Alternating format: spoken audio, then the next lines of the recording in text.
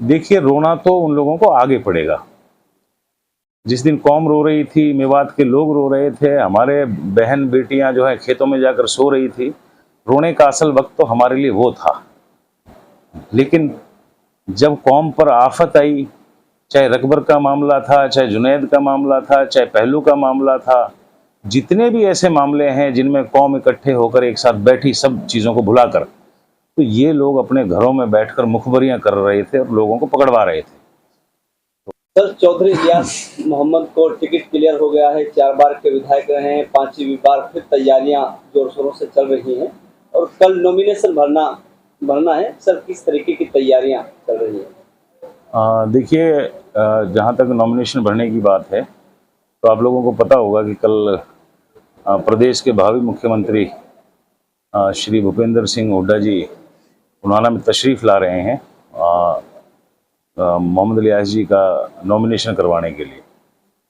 और जहाँ तक तैयारियों की बात है, तो मेरा तो ये मानना है कि इलेक्शन जो है पूरी तरह से एक तरफा इलेक्शन है और कल उनके स्वागत में, उनके खैर मकदम में इंशाल्लाह 40-50 हज़ार आदमी देखेंगे आपकी पुनाना के अंदर इकट्ठा होंगे। तो सर, क्या मुद्दे होंगे इस बार? देखिए, मुद्दे इस बार भी वही हैं, पहले भी वही थे और 70 साल से वही मुद्दे हैं।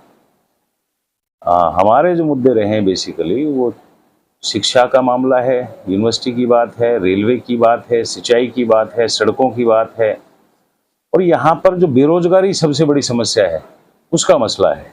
इंडस्ट्रीज़ नहीं है, गवर्नमेंट जो सर्विसेज होती हैं उनमें आपको पता है कि लोग जो हैं वो पैसे दे के नौकरियाँ दे रहे हैं और आजकल तो एक बड़ा अजीब सा वो HRKN के नाम पे एक भ्रष्टाचार का अड्डा खुला हुआ है और एक अस्थाई नौकरी के लिए, स्थायी तो बात ही दूर है, अस्थाई नौकरी के लिए लोगों को लाले पड़ रहे हैं।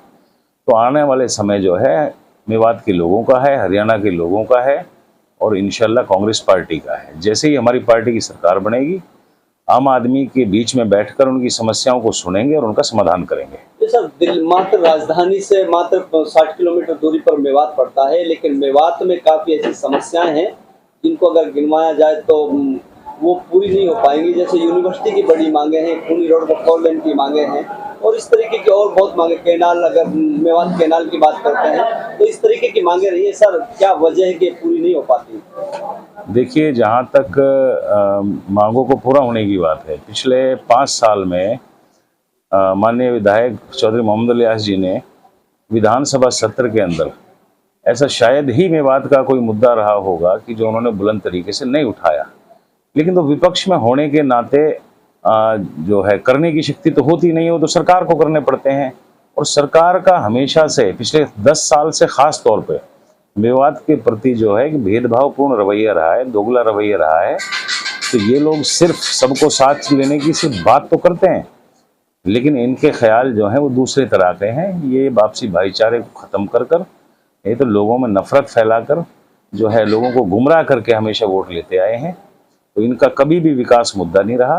विकास मुद्दा है कांग्रेस पार्टी का और इंशाल्लाह आने वाले वक्त में आप देखेंगे कि जो मेवात की आधारभूत समस्याएं हैं, बिजली की है, पानी की है, सिंचाई की है और इसके अलावा जो हमारी 70 सालों से पुरानी मांगे लंबित हैं, इंशाल्लाह उन सभी के ऊपर पूरी तरह से गौर किया जाएगा। ये सर, अगर बात करते हैं कि भाजपा में टिकट को क्लियर नहीं कर पा रही है, क्या डर तो नहीं गई? नहीं, देखिए, जब भाजपा अगर टिकट क्लियर भी कर दे, उन्हें पता है, तो मेरे ख्याल से उनको कैंडिडेट ढूंढने से नहीं मिल रहे हैं यहाँ पर। तो ये एक वजह है कि लोग जो हैं, सबको पता है कांग्रेस की तरफ सबने मुंह बढ़ा के रखा हुआ है। तो इस हालात में कोई टिकट लेने को तैयार भी नहीं है और इसीलिए मेरे ख्याल से ये सारा मामला देरी हो रही है। कुछ नेता रोते हुए नजर आ रहे हैं सर, कोई पुनाना में रो रहा है, कोई झिरका में रो रहा है, क्या वजह मानते हो इसको? देखिए, रोना तो उन लोगों को आगे पड़ेगा। जिस दिन कौम रो रही थी, मेवात के लोग रो रहे थे, हमारे बहन बेटियां जो है खेतों में जाकर सो रही थी, रोने का असल वक्त तो हमारे लिए वो था।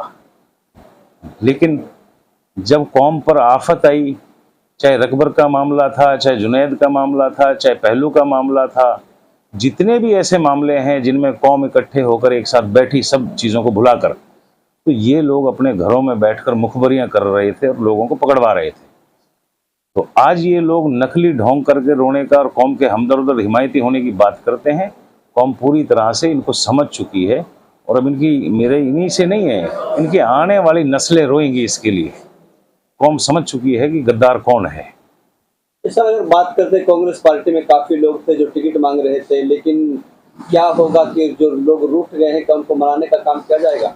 देखिए, कांग्रेस पार्टी की जहां बात है और जम्हूरियाई सिस्टम, डेमोक्रेटिक सिस्टम की जहां बात है, तो इलेक्शन लड़ने का अधिकार सभी को होता है, टिकट मांगने का अधिकार सभी को होता है। लेकिन हम पहले से सब जितने भी कैंडिडेट थे, पहले भी हम सब एक थे और आगे भी हम सब एक हैं, आज भी एक हैं और इंशाल्लाह साथ मिलकर पार्टी के लिए काम करेंगे। तो सर आप जेजेपी पार्टी में आप गए थे और अचानक आप वापस जो है पलटी मारकर आप कांग्रेस में आ गए हैं, इसकी क्या वजह मानते? देखिए, गलतियां इंसान से होती हैं, मेरे से भी एक गलती हुई थी। मैंने भी एक छलावे में, बहकावे में आया था कि भाई शायद ये कौम के लिए कुछ कर पाएंगे, लेकिन वहाँ जाके देखा तो वहाँ तो पर्ची सिस्टम चलता है। वहाँ पर लोगों की समस्याओं को सुनने का नहीं, वो तो सिर्फ 5 मिनट में 500 आदमियों की पर्चियाँ ले लेते हैं और उनको डस्टबिन में डाल देते हैं। तो जब मैंने ये देखा तो मैंने अपने कदम वापस ले लिए। ये भाजपा सरकार कह रही है सर हमने बिना खर्ची पर्ची के बच्चे लगाए हैं, मेवात में नौकरियां दी हैं और आप कह रहे हैं कि जो ये लोग पैसा लेकर नौकरी देते हैं, तो कैसे? देखिए, 2 आदमियों को खर्ची पर्ची के बिना लगा देंगे और 20,000 आदमी जो हैं वहाँ सरकार दरबार में जाकर HR कैन के आप हालात देखेंगे तो वहाँ चंडीगढ़ में आपको दुनिया भर के दलाल मिलेंगे और लोगों को जो है पूरी तरह से लूटा जा रहा है।